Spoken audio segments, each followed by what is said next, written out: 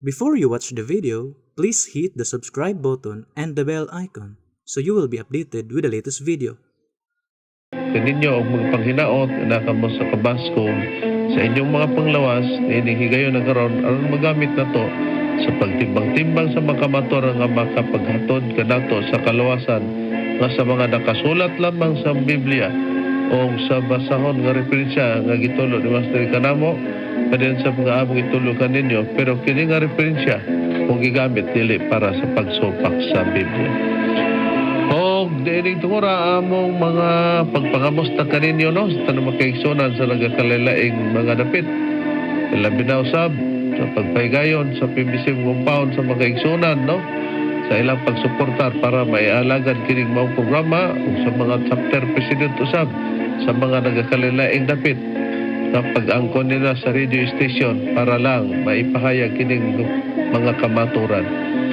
O sa mga membro sa PBCM, atong timbang-timbangon, dili nato pagkalimtan yun ang sulod sa usa ka tuig nga may tulo ka hugna nga pagpanagtigom nga gitulo ni Master kanato ang Marso 10 ug ang Agosto 19 ug ang Disyembre 29 o pagpahinomdom nga ang atong obligasyon para usab sa Palas Reconstruction nga mga paghatag niya binulan pagpaghinaot kami na dili nato nga pagkakalimtan o dining tungoro karon magapadayag o magapaila pa ang kauban pang ebanghelista o ministro. Kumusta og mayong pagpatalinghong usab sa gihapon kini ang inyong igsoon ebanghelista Brother Juan Ronilo Mangalos. May usa nga makiguban kaninyo nini atong programa karon. Ingon ini kita nga oras sa inyong pagpatalinghog dinhi sa RMN DXPR Pagadian City alauna ngadto sa alauna imedya ang tagna sa kahaponon. Og ang akong pagpanimbaya o ang among pagpanimbaya sa tanan nga mga kaigsunan ubos sa pagdumala sa presidente Brother Donald Ainley og sa mga kaigsunan nila ni Sister GD Palabrica Ainley or Ainley Palabricano GD Ainley Palabrica og sa imong pamilya. Brother Boy Paderon og sa imong pamilya, mga Aladad family, mga Jalil family, Albarico family, og ni Brother Marshall og ni Sister Bibi Jana og sa imong pamilya. Ingon man kang Brother Marshall De Leon og sa imong pamilya. Atong igsoon usab Sister Raquel Aribado og sa imong pamilya mayong pagpaminaw. Og ang programa sa PBC nga mga langit ng lamdag sa kinabuhi mabati na kini sa 23 ka mga radio station Visayas ug Mindanao. Dinhi sa Cebu City sa DYLA, dinhi sa Toledo City sa DYHR, dinhi sa Butong Pinamungan Cebu sa DYRR, dinhi sa Surigao City sa Real Radio, dinhi sa Bayugan City sa City FM, dinhi sa Butuan City sa Radyo Pilipino, dinhi sa probinsya sa Bukidnon sa Valencia City sa Pawi Radio, dinhi sa Malaybalay City sa RMN DXMB, mabati usab sa ilang FM station sa Valencia sa IFM. Dinhi sa Manolo Fortits Bukidnon sa Radyo Natin mabati usab ang atong programa. Dinhi sa Iligan City sa Radyo Bandira, dinhi sa Dipolog City sa RMN DXDR og usab dinhi sa RPN DXKD Dipolog. Dinhi usab sa Calamba Misamis Occidental sa DXMM FM. Dinhi sa Cagayan de Oro City ug sa Misamis Oriental mabati usab dinhi sa Digsario Radio Ultra, dinhi sa RPN DXKD, RPN DXKO, Teleradyo Cagayan de Oro City, dinhi sa Villanueva sa Cabuses Power Radio, dinhi sa Balingasag sa B Radio Waikurat FM. Kumusta sa mga PBC Women's Group ubos sa pagdumala sa Presidente Madam Gaga Eugenio, og dinhi sa Ingog City sa Rail Beat Radio mabati usab ang atong programa matag adlawng Domingo. At kung gustong magpadangat sa mga pangutana, i-text lang kami sa mga numero sa Globe 0917-811-8882 sa Smart 0908-3938-768. O kamong tanan karon nga nagasunod, nini karon nga inyong pagpaminaw, kamunan niya na ang kalakip sa among mga gipanimbaya. O karon sa pagisgot sa tema, balik ko kamo kang Reverend Charlie. Nining tungura dadron ang atong mga pagpagyan sa pagtubag may tungod sa topiko sa pagkakatumanan sa haleng silangan sa dapit sa atong magtutulo nga Espiritu Santo nga may sitas o sa sitas nga atong gigamit ang Proverbio 25:25 brethren. Unya nagpataka lugar kibali ta kung sa laing pagasulti yana nga nagamit-gamit daw ta nga kana kunong Far East maura ba kuno na di ay kuno nang halayong yuta but niyang ipasabot ni Bendilio pastor sa Sabadista nga kinsa tinukod ni Ellen Gold White na nasayop lugar kita sa atong pagkagamit ni ini. Bueno, atong ipasikad dinhi brethren ang atong tubag ug ato sa nga ipabati ang iyang mga katarungan. Okay, paminaw na to ang tingog ni Mitchell Bendilio, pastor sa Sabadista, mahitungod niya nga yatang gipakasayop sa teksto nga atong gigamit para sa lutawan sa maayong balita pinagi sa Espiritu Santo nga gihulagway sa Biblia sa pagtagna ingon sa bugnaw nga katubigan mo lutaw kini sa halayong yuta. Ni atong paminawan ang iyang tingog ni Mitchell Bendilio, pastor sa Sabadista. Napailang tagna nga ilang mao nga Proverbio 25:25 sa mas bugnang tubig. Nga gika sa layong yuta o nga sumpayan na yung Isaias 43:5 sa mupat version. Pares na kung may magdaghan ang pares parehag ang halayong silingan o halayong yuta maura makalilisang igsoon. Ang pares parehag ang halayong silingan o halayong yuta maura makalilisang igsoon. Di sa ato pa ana daw kunong halayong silangan o Far East halang yuta makalilisang kuno mga kaigsunan kung himuon lugar kuno namo nga maura. Usa para niya kanang Proverbio 25:25 dili na halayong silangan lugar ang ipasabot. Unang-una ato sang tukion brethren nga kining atong nasod nga Pilipinas gitawag ni halayong silangan diin diri nagsukad brethren ang atong central office diri sa barangay San Antonio sa Misamis Oriental. Na kung i-division na to, brethren, niya nagsugod sa Mindanao. Dayon, may mga sakop na to sa dapit sa Visayas. Dayon, dapit sa Luzon, sa ubang nasod. Sa ato pa, Luzon, Visayas, o Mindanao, ang gilangkoban niya na sa atong nasod nga Pilipinas. Pero pagpamatuod nga hain mang dapita nga nasod, yuta gina. Kining atong nasod nga Pilipinas yuta gini, pero kung ignon nga unsang matanga ang lokasyon ini halayong silangan gini unsay priba brethren. Ang priba basahon ako sa usa ka libro nga naguluhan The Philippines, A Unique Nation by Sonia Imsaidi with Gregorio Ifsaidi's History of the Republic of the Philippines, 2nd edition.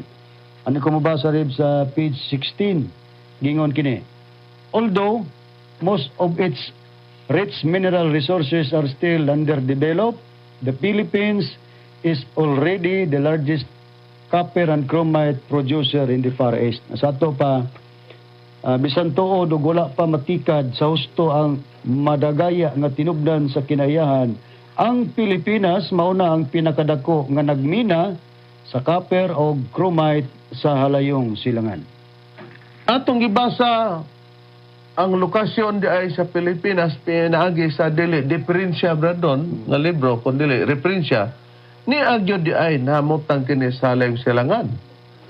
Karon ang atong pagasusihon balikan ta pagbasa katong gibasa niyang Proverbio 25:25 nga gipakasayop kita nga ang kana kunong Far East nga atong giparis dito sa Isaias 43:5 gikas Proverbio 25:25 nga halayong yuta o halayong silangan o Far East maora ba day kuno na magkalahi kuno na para niya basahon ta brethren. Okay, ang Proverbio 25:25 mao ni ang nakasulat. Ingon sa bugnaw nga katubigan alang sa usa ka giuhaw nga kalag mauman ang mayong balita nga gikan sa halayong yuta. So dunay mulutaw nga maayong balita Reverend nga gikan sa halayong yuta gipakasama kini og bugnaw nga katubigan alang sa usa ka giuhaw nga kalag. Atong timan-an nga ang tagna sa Biblia nagisgot diri halayong yuta nga may mulutaw nga maayong balita. Mao nga dili malikayan nga atong susihon. Kung doon na may halayong yuta nga matad pa ni Bendilio dili kuno na haling silangan kay aron kuno mahaling silangan, parisan kuno namo din og 43:5 sa James Hopat. Kaya ang nakasulat gud sa James Hopat translation sa chapter 43 verse 5 sa Isaiah, giingon magod, "From the far east will I bring your offspring, and from the far west I will gather you." Ato pa, gikan sa halayong silangan, pagadadon ko ang imong kaliwatan. May gisaad ang Dios, o nagsaad ang Dios nga may mga kaliwatan nga pagadadon sa halayong silangan. Kumo sa 25 sa Proverbio, versikulo 25, giingon, niini ang gibasa ni Brad Rone, ingon sa bugnaw nga katubigan, alang sa usa ka gihaw nga kalag, mauman ang maayong balita nga gikan sa halayong yuta. Timan anato, sosiyon nato. Kung doon na may halayong yuta, nga mulutaw diya ang maayong balita. Balita baka nga hihoba, Bradron, nga gamiton nga principal o sentro niya ng maong halayong yuta. Dili Reverend, kaya ang balita nga hiyubang sa sinugdan sa unang pagpangalagad, unang hugna sa pagpangalagad gimantala nila ni Moises. Mabasa na to sa Deuteronomio 32:3 ug 4, matod pa ni Moises kay gamantala ko ang ngalan ni Hiuba, kalakip gani ang bato nga gimantala, ang bato ang yung bot hingpit man. Mao na si Hiuba gimantala solo. Dili to magpadayon kay mismo si Hiuba nga gimantala ni Moises. Mao'y naghimog tugon nga dili na itudlo o iwali ang iyang ngalan. Niyang babasahon ako sa Jeremias, Kapitulo 31, versikulo 31, 34 gingon. Anya karon ang mga adlaw moabot na nagaingon si Hiuba nga ako magabuhat og usa ka bagong tugon uban sa balay sa Israel ug uban sa balay sa Juda. Kun unsa maning bagong tugon nga gihimo ni Hiuba, nga kini si Hiuba mo ni ang gimantala sa unang hugna sa pagpangalagad sa mga taong Israelinon, niya sa 34 ang bagong tugon nga gihimo niya. Og sila dili nagayon magtudlo ang tagsa-tagsa katao sa iyang isig katao og ang tagsa-tagsa katao sa iyang gisuon sa pagingon ilhon mo si Hiuba. Busa atong gisuon si Reverend, kung kining 25 sa proverbio ang mayong balita nga mulutaw sa layot lagi pagkasamag bugnang tubig balita bani may tungod kang Hiuba ang tubag dili tungod kay ang pagwali o ang pagpanudlo sa ngalan ni Hiuba kadtoy dili magpadayon. Kung dili man balita nga Hiuba ang balita nga mulutaw sa halayong yuta, Bradron, nga gipakasamag bugnawng tubig. Ang pangutana, balita kana mahitungod sa atong Ginoong Hesukristo sama sa nagkalalain nga pangalan sa mga reliyon, pero gitabangan nila og dala-dala ang ngalan sa pagwali diha sa ngalan nga Kristo. Ang tubag Reverend dili busa nilang ikasakit sa tanang relihiyon nga nagdala o nagpadayon sa pagsangyaw sa ngalan ni Kristo tungod kay ang Biblia nagpahayag nga kining pagsangyaw sa mayong balita may tungod kang Kristo dili magpadayon kay si Pablo nag-explicar nga dili pa ni mao ang kahingpitan og kini mawala. Pero wali na sa sinugdanan pod, Bradron. Tinuod ka na og ang prueba nga giwali kini sa sinugdanan mao ni ang kapuli sa kang Hiuba. Kay ang kapuli ni Hiuba nga alagaron sa tawo man si Kristo sa pag-abot ni Kristo, siya ra pod ang gisangyo sa tanang tawo sa tanang dapit sumala sa pahayag ni Pablo. Colosas 1:27-28 ang akong basahon giingon, gibutan sa Dios ang pagpailang adto kanila sa kadako gayod sa mga kadagaya sa himaya sa mga tinago alang sa mga hintil, ang tinago nga si Kristo anaa kaninyo ang paglaom alang sa himaya. Siya si Kristo mao pagamit og siya singular na Kristo ra gyud mao ang among ginasangyaw sa among pagpanambag sa tanang mga tawo sa among pagpanudlo sa tanang mga tawo diya sa tanang kaalam aron among ikapatubang silang tanan ingon nga mga hingkod diya kang Kristo. Busa sa akong giingon nga dili pod mayong balita Kristo ang mulutaw sa halayong yuta gipakasamag bugnang tubig kay akong giingon nga dili kahingpitan pero sa wala pag-explicar nga dili kahingpitan ang pagwalis mayong balita ni Kristo Reverend gigisangyaw po nila ni Pablo sa tanang tawo sa tanang dapit isip mao ipuriba nga silang panahon si Kristo ra gid mo ilang gisangyaw gani og sundan si Pablo nganong si Kristo ra gid ang gisangyaw tungod kay mao kini ang sukod nga gihatag kanila sa Dios nga dili pagalapason. Ikaduhang Korinto 10:13-14 sa pahayag ni apostol nga si Pablo nga atong mabasa, apan kami dili magpasigarbo lapas sa sukod kundi dili sumala sa sukod sa gilayon nga gibahin kanamo sa Dios, ingon nga sukod nga nagaabot diha kaninyo kay kami wala maglapas sa among sukod nga daw wala kami paabot diha kaninyo kay kami mao ang unang nagpakaabot diha kaninyo dala ang maayong balita may tungod kang Kristo. So mao pud ni ang rason nila ni Pablo nga wala nila gisagol ang pagwali sa ilang kapanahonan nga giapil ang amahan nga si Hiuba ug wa pud nila giapil ang pagwali sa balita sa Espiritu Santo. Principal o sentro nga pagwali. O tinuod ka na. Pero sa lintungan na Reverend nga nung atong gikonklusyonan nga ang tagna sa Proverbio 25:25 dili pod Kristo kana nga maayong balita tungod kay si Pablo ra pod mo nag-explicar Sa diyang niabot ang panahon gyud nga mahibaloan sa mga tao nga kining ilang gisangyaw sa tanang tao ug sa tanang dapit nga mao ang ngalan ni Kristo, dili to magpadayon nga isangyaw o iwali tungod kay matud pa ni Pablo, dili hingpit og katupay og katoy mawala. Dili pa mao ang kahingpitan og katoy mawala nga may mupuli pod nga hingpit. Okay, ang basahon nako aron nga ang mga naminaw dili mo kay tumutumot lang ang mga ministro niya sa Biblia nga Katolikong hiligaynon. Adunay pagtambayayong niini sa mga scholar po sa Biblia, Protestante o Katoliko. Basahon ako ang pahayag ni Pablo Rib sa unang Korinto, Kapitulo 13, versikulo 9 o 10. Gingon, kaya ang aton ihibalo kag ang pagwali sang pulong sang Dios nga ginbugay sa aton, hindi pa himpit, pero kung ang himpit mag-abot, ang hindi himpit magataliwan. Atong timanan nga si Pablo nag-explicar nga doon na sila giwali nga pulong sang Dios, pero matod pa ni Pablo, dili daw to hingpit ug gadtoy mawala kanang taliwan, inig-abot sa kahingpitan. Sa ato pa nay hingpit nga wali ug nay dili hingpit nga wali, nga ang dili hingpit mo tong pulong sang Dios nga ilang giwali. Atong susihon asa ba gipahinungod ni Pablo kining ilang giwali nga pulong sang Dios, pero matod pa niya dili pa hingpit ug gadtoy mawala, inig-abot sa kahingpitan. O si Pablo ra gyapon dinhi sa Roma ang atong kuhagpahayag sa Kapitulo 10 versikulo 17 sa mao ra gyapong Biblia nga Katolikong hiligaynon. Gingon, gani ang pagtuo nagagikan sa pagpamati sang pulong sang Dios. Kagang pulong sang Dios, mao ning iyang gi-explicar sa unang Korinto, ilang giwali pero dili pa mao ang kahingpitan ug gatoy mawala, inig-abot sa hingpit. Kagang pulong sang Dios nagaabot paagi sa pagwali nahanungod kay Kristo. Busa ang pagwali dahil sa maayong balita mahitungod kang Kristo, reverend, dili dahil ito magpadayon kadtoy mawala kay dili pa mao ang kahingpitan. Busa ang tubag sa pangutana kung dili man hiuba kining maayong balita nga mulutaw sa halayong yot lagi pagkasamag bugnang tubig kay dili naman ipadayon ang pagpanudlo sa ngalan, dili po di ay Hesukristo, reverend, nga maayong balita ang mulutaw sa halayong yot lagi pagkasamag bugnang tubig. Kay atong nabasa sa Biblia, dili pa kahingpitan ang pagwali sa maayong balita mahitungod kang Kristo, mawala kini inig-abot sa hingpit.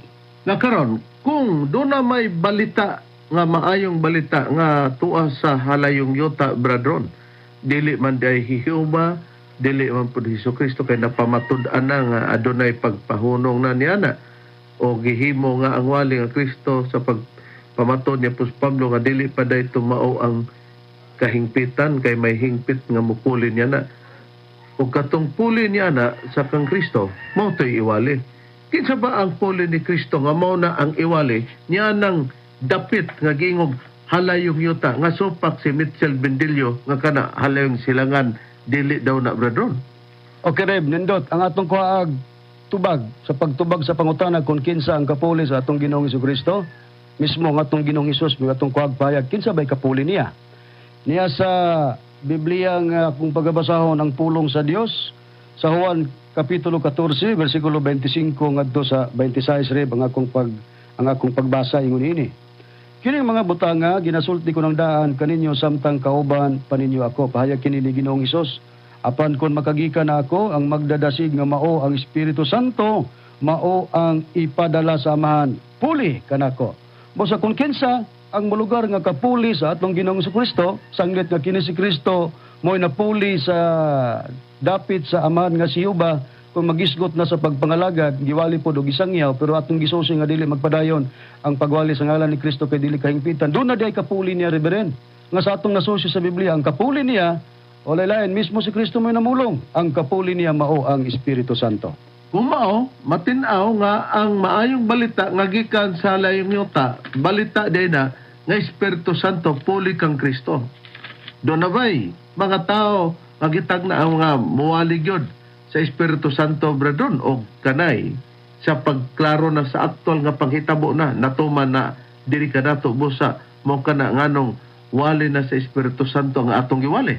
Sa Biblia, reverend, hanay kayo nga dunay mga tao nga gihimong kasangkapan sa Dios nga ang ilang ibalita dili Kristo, dili pud Hiuba, kundi maayong balita na pinagi sa Espiritu Santo. Basahon ako ang tagna nga nakasulat sa Biblia dinhi sa pahayag ni apostol nga si Pedro sa naunang Pedro Kapitulo 1 versikulo 12, gingon og kanila gipadayag nga dili sa ilang kaugalingon kundi kaninyo na nag-alagad sila diha sa mga butang nga karon. Gikapahibalo na kaninyo pinagi sa mga tao nga nagawali sa maayong balita pinagi sa Espiritu Santo nga pinadalagikan sa langit mga butang nga niini ang mga manulunda nangandoy sa pagsudong. Sa walay ko kaulaw, reverend, atong giangkon nga kita kining mga tao nga mo'y katumanan nga gihimong kasangkapan sa Dios kay niya nato ang ilhanan. Kay kita lang ang nagwali sa maayong balita pinaagi sa Espiritu Santo. O di mo na, o kung mangita ta, unsa may among gibalita, di ba Espiritu Santo? Muna nga, ang wali nga hiuba, dili na ito magpadayon kay gikat off na sa sistema sa pagpamatod hiuba. Napuli ang atong Ginoong Kristo. Ang wali nga Kristo dili magpadayon. Adunay puli nga wali kay dili pa tumao ang kahingpitan katong wali nga Kristo. Doon na mayong balita nga multaw gikan sa halang yuta. Balita man sa Espiritu Santo na nagbalita mi sa Espiritu Santo. Niya sa Pilipinas. Naunsa ba ang Pilipinas? Atong nabasa nga ang Pilipinas halayong silangan. Musa klaro nga kanang halayong yuta diha. Dili na mi nagtumo-tumo diha. Niya na makasabot si Bindilyo kay di man mo yun kang iya di man gud mohaom kay ang iyang dapit nga gilutawan diin iya gipasakupan na dili man gud na halayong silangan ng Amerika. Sa Amerika man ang Sabadista. Mo nang masakit siya niya na pero mo na labing tinuod nga sa Pilipinas ang Pilipinas din gilutawan sa balita sa Espiritu Santo sa nabasa nato nga libro halayong silangan ang ila dili man gud mahalayong silangan. Pwede ignog halayong uta pero di man na maaw ang maayong balita nga Hesukristo. Unsay prueba bradron nga didto na nagsumikan sa Amerika. Ang prueba rebelen nga ang Sabadista kon Seventh-day Adventist Church nagsumikad sa Amerika, kining libro nga naguluhan og giya sa pagtuon sa Biblia sa eskwela sa Batika sa mga hamtong, gula kini niadtong Enero o Hunyo 2018. Ari ko mabasa sa pahina 123 mga punto lang gingon. Ang Iglesia Adventista nagatubo gikan sa gamayng pundok sa mga magtotoo sa Northeastern United States ngadto global presence nga nagsubay sa atong pagkatinawag diha sa kahayag sa mga mensahe sa tulog ka mga manulunda sa pinadayag. Busa ang rason usagid sa rason nga musupag gid Bindilyo nga dili dinhi sa Pilipinas o halayong silangan mulutaw ang mga tawo nga magwalis maayong balita. Tungod kay kining yang gipasakupan gud rebelen nga pundok nga Iglesia Adventista del Sétimo Día didto diay ni nagtubo, nagsugod sa gamayng pundok sa mga magtotoo didto naggikan sa Northeastern United States of America. Di nakita na to nga mukha na ang rason nga supakon ni Bindilyo nga nay maayong balita nga mulutaw sa langyota nga dili kuno balita sa Espiritu Santo sumabag inyo ng balita og inyo na ngano man nga ang gibalita ninyo nga Kristo dili pa man magpadayon matud pa ni Apostol Pablo kay mawala pa na unya moingon mo nagbakat may adi gilalis ninyo si Apostol Pablo dili ang mga ministro sa PBC ngano man kay dili kami ingon nga nakiglalis og sa balaod pa sa gobyerno nga nituman mi law-abiding citizens mi. Law-abiding mi sa Bible. Nagtuman mi sumala sa Biblia sa katumanan ra po namo. Mo nang among gisulti. Unya, kay ang maayong balita sa Espiritu Santo man among gibalita. Gingon mag-ingon sa bugnong katubigan. Kining balita nga gipakasama og bugnaong tubig nga maong Espiritu Santo. Ang Espiritu Santo ba di ay bradron sa Biblia ba gipakasama nig tubig bradron? Gipakasama og tubig rebelen mao nang wagid ta masayop sa paggamit sa Proverbio 25:25 nga kanang mayong balita nga nga mulutaw sa layuta wag gipakasama og bugnaong tubig nga ang katumanan ginabalita sa Espiritu Santo tungod kay ang Espiritu Santo sumala sa Biblia giulagway kini ingon nga tubig. Yatay Biblia nga the message sa sulat ni Pablo sa Ephesians chapter 5 verse 18 gingon, don't drink too much wine that cheapens your life. Drink the Spirit of God. Pagingon nga ayaw palabi pag-inom og bino nga makapamubo sa imong kinabuhi, hinunuaim na ang Espiritu sa Dios.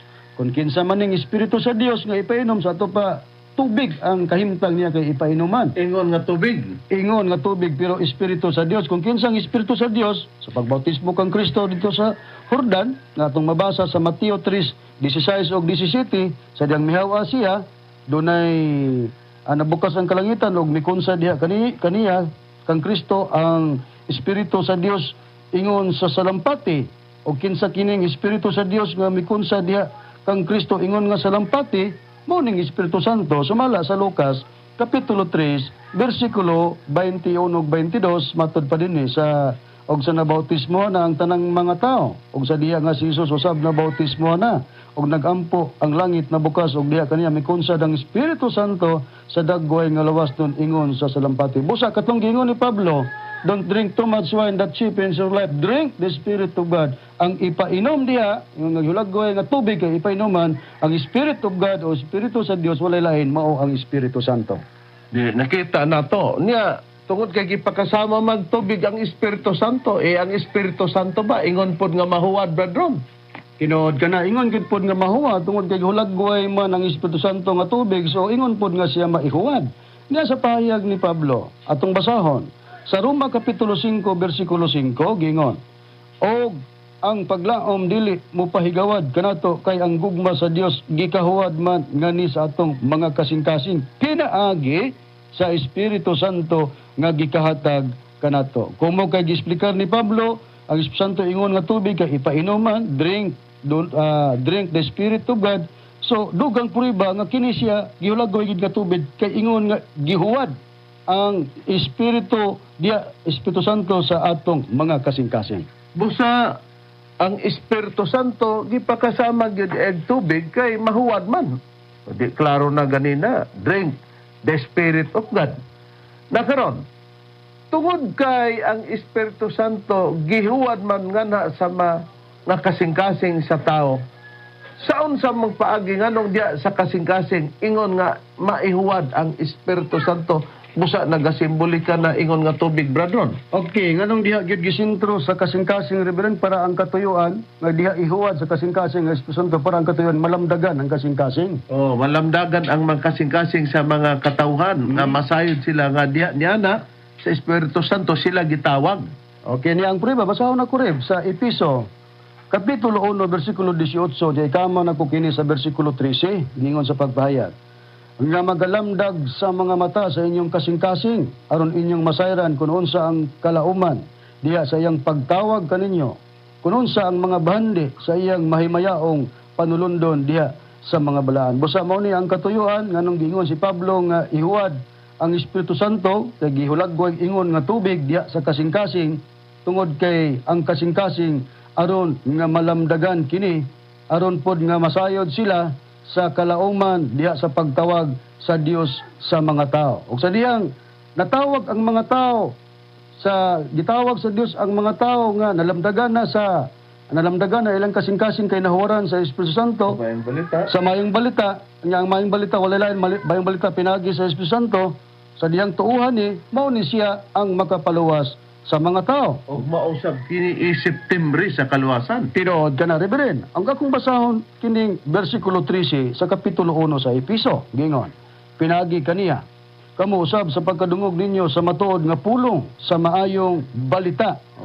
Way lain mayong balita nga gi-explicar ani gipasabot balita pinagi sa Espiritu Santo tungod kay ang balita nga Kristo dili hingpit ug mawala, ang balita pud nga Hioba dili pud magpadayon. Sa to pa ang mayong balita nga madunggan pulong sa mayong balita nga madunggan mahitungod sa pagluwas mao kini ang balita sa Espiritu Santo. Og matod pa dinhi sa nagpanuo na kamo kaniya gitimbrihan kamo nga ang gitimbre mao ang gisaad nga Espiritu Santo. Busa mga mahala mong tigpaminaw makiigsuran dili tinuod nga ang Pilipinas dili halayong silangan kanang Proverbio 25:25 tawgog halayong yuta kay mulutaw man ang maayong balita diya niana usbo namo dili balita nga Jehova dili pod balita nga Jesucristo kundi balita nga Espiritu Santo di pagulagway halayong yuta nawa may laing nagwalig Espiritu Santo nga nasod tabi na diri sa nasod nga Pilipinas kami man lang di halayong yuta di ay nagisusi na to halayong silangan sa referensya nga dili diferensya. Busa among gipanghinaot nga nalamdagan kamo sa mga kamatoran miabot naman ang oras dirita sa kamatoran magpasakop sukwahi naman sa gipamulong ni Bendilio nga nagbandilyo. Kini ang inyong alagad Evangelista Reverend Charlie Eugenio sa ngalan sa among magtutulo Master Tomas de Eugenio Sr. o sa ngalan sa kong kauban nga ebanghelista o ministro. O kini usab ang inyong igsoon ebanghilista, Brother Juan Ronilo Mangalos. Kami mingon hangtod sa sunod higayon sa samang takna ug samang istasyon. Daghang salamat sa inyong pagpaminaw.